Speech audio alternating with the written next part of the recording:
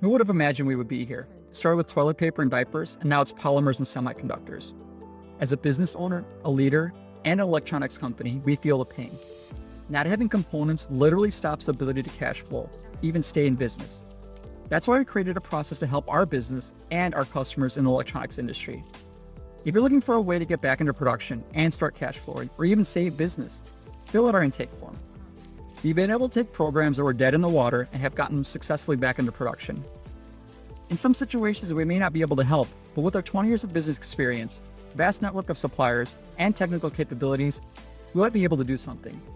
We share this because we've done it in the past, and it worked. Now we want to open up our proven process to others. During this global semiconductor shortage, it may sound too good to be true, but really, what's the risk compared to the reward? The payoff could be huge. Fill out your information in our intake form, and we'll share our proven process and begin next steps. And at the end of the day, we hope to be an ally in your success.